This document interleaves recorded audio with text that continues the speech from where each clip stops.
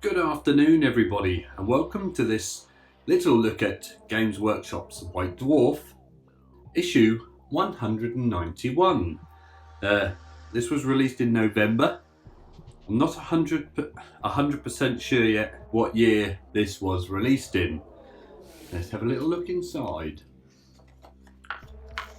Some marvellous, glorious artwork here. Necromunda appears to have been a big thing at the point of release. Goliaths and Orlocks there.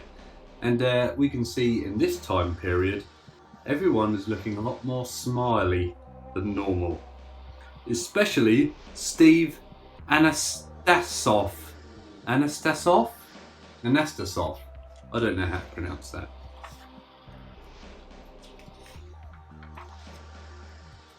So, I don't know if you remember Epic, but this month we were releasing the Adeptus Mechanicus Ordinatus Mars, and this appears to be the sound driven one. I remember 3 of these. One I think had a big missile launcher. I can't remember what the other one was. Some Necromunda releases. Some Warhammer Quest releases. Looks like House Escher was on the way for Necromunda. That's a house I'm currently playing for Necromunda myself. This chair here from Warhammer Quest's Catacombs of Terror looks very much like the current Throne release for one of the Age of Sigmar factions. If anyone could tell me which one that is, please let me know. Assassin by Ian Pickstock. This is some fluff here about the Assassin temples. Everyone's favourite ever saw assassin. That piece of artwork there is incredible. However, this diorama here is equally incredible. And there's the Vindicare and the Calidus. I don't think the other one had been cooked up at this point.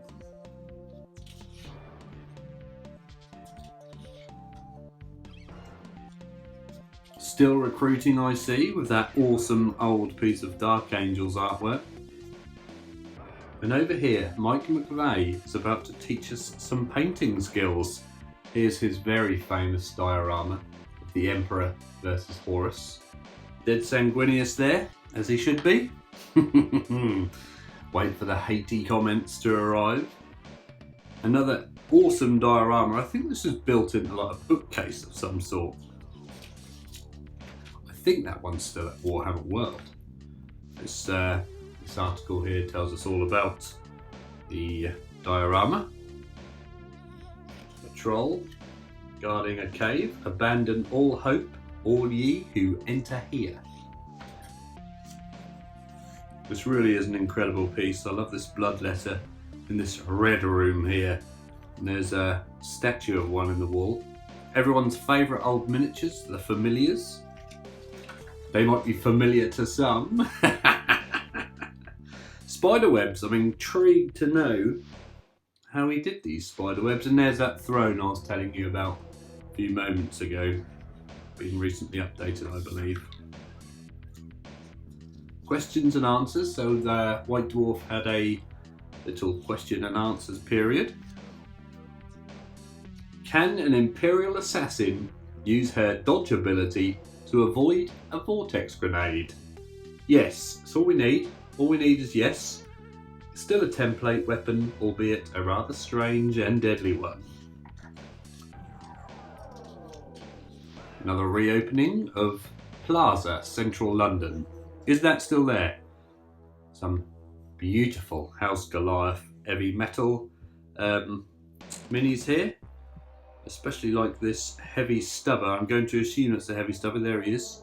The chap with the heavy stubber. And I like how they've done this hazard striping on the inside of the magazine. That is incredible. Oh, lovely. Here's the House Orlock and the Corridor. A full double page spread of Necromunda gangs. Someone once told me that House Orlock were inspired by Mad Max. Don't know how true that is. If you do know how true it is, please let me know in the comments below. Fantastic piece of artwork here. And some Dwarf Slayers for Warhammer. Jeremy Vitop looks very happy. I think he wrote a Dark Angels Codex once. I may be wrong. It's just getting into the Dwarf faction by the look of things. Lots of tactics here. And I can feel something stiff on the way. Something's getting a bit stiff further down. We'll see it in a minute. This Dark Elf Sorceress on Dark Pegasus is absolutely fantastic. I really like her banner here. I always like the banners. I appear to have a soft spot for old banners. Who doesn't? Who doesn't? Anyone who's into Oldhammer? Oh, here we are. I don't know if you can hear that. That is the card. The special cards we have. For the Ordinatus Golgotha, the missile one. The Ordinatus Armageddon, with some sort of giant laser cannon on the front, and the Ordinatus Mars with the sound weapon, I believe. They are absolutely fantastic. Is this a single page? Oh, it's a double page. Oh, hard to open, it's so tough. I'm not going to put too much effort into that. And we can also see the War Gear cards for the 2nd edition 40k here. Nova Cannon power counters for that. That really is stiff. Don't want to put too much weight on that. And here Gavin Thorpe tells us all about the fluff of the Ordinatus. This piece of artwork here is fantastic. I used to love this squat piece of scenery. I think it's for the squats. A couple of Adeptus Mechanicus chaps there, looking happy. All the rules for the new Ordinatus units. I think that's the old Thunderbolt fighter, you know. Fantastic model. And Mike McVeigh makes his 2nd appearance in the same magazine. He must have been a big deal there. Look at his painting desk there. Probably tidier than mine. Look at that light. That is epic. Painting tips. When applying washes, don't drown the model with ink. You'll also find that the ink runs down the figure, so it's sometimes best to lie the model flat while it's drying. I don't think I've heard that tip for a long time. Excuse me. Tales of Victory. Gareth Hamilton wonders why he spent so much money on plastic figures and how he's going to explain it to his wife. I think this is some sort of Tale of Four Gamers type thing, or where they interview someone. And the War Dancer gets released for Warhammer Quest. Did anyone play as the War Dancer? How did you pick your character? Was it random selection, or did you get to pick? Catatan Jungle Fighters. Recently getting a new miniature. That young lady in the jungle looks absolutely fantastic. Using a lot of the old design themes, although this guy's bandana is not red. Why? Ian Pickstock has done an article on tanks by the look of things. A couple of epic bio titans, the Hierophant and the Hierodule. They look like sort of spidery things, but they do look amazing. I'd love to paint one of those. I'd absolutely love it. Oh my word, what is this? Another modelling workshop. Does this mean I'm going to have to build something like this? Have a go. This is all Necromunda terrain. Look at that. I want to build that. What's that? A refinery?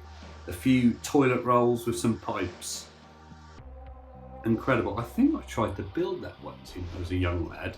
And we had a Vindicare Assassin in the top. Ah, the Icar 4 Tyrannid invasion. One of the worldwide battle report things that you could all join. Don't know if any of you guys remember those. They really were cool back in the day. I think the Ultramarines won this just about, and I think Marnius Calgard died a few times in it. The Horror Awakens. Look at that piece of art, that really is incredible. This is more Warhammer Quest here. Luthor, the Hunchback. The Imperial Griffin, what happened to that? Is that still a thing? I remember buying one of these and trying to stick that cannon together with plastic glue, being a young idiot, not knowing it was metal, and you having to use a different glue. And here we go, this appears to be a Necromunda battle report. Yes, indeed. It is the Badland Brotherhood going up against the Metal Heads, or Metal Heads, as they might want to call it if you want to use the correct pronunciation. Where? Carlito is the leader. And look at that incredible Necromunda terrain. However, they have got it on grass, which is interesting. Nowadays that would be on like an urban look, wouldn't it? So the battlefield, this is the battle report playing out. There's the spread of the old Necromunda box set. That cardboard stuff does look wonderful, doesn't it? I think it still holds up today. Very interesting looking. Battle continues, lots of people laying around. So it looks like Goliath's won, perhaps. How the sump was won. And here we are into the mail order section. Let's have a look at the prices today. How much is that Hyrule? They're not going to tell me. However, those Ordinatus, they were £8 a pop. Nowadays it would cost you £8. These bits of cardboard. And then you'd have to pay another $35 for the actual unit. But we won't go there. The Vindicators, the Assassins, were $3.99 each. Nowadays they're around 20. These sculpts were absolutely fantastic. This is probably one of my favourite Vindicare sculpts, second to the next one along where he's sort of pointing, standing on a rock. Some catalogue sections for the Catachan Imperial Guard here. And here's the catalogue sections for the epic Golgotha Ordinatus units. And they look incredible. I think there's an Imperator Titan piece of art there. Dwarves in the catalogue. Chaos Dwarves in the catalogue. Have they made a return yet in any way, shape or form? Well, I don't think they have. This guy appears to have some sort of bionic arm and leg system going on. What is his name? Astragoth, the High Priest of Hashut. I don't know how to pronounce that, but I do know he's got two awesome back banners. And here's the Orlok metal. I think they were they all metal then? Were there any plastic Necromunda miniatures? I just know they all look incredibly amazing. And there's the old cover for the Imperial Guard Codex. Rough Riders since been discontinued. And on the back today we have a Chaos Horde defending their temple against the onrushing might of the Orcs. Thank you very much for watching, and always remember to drill your barrels.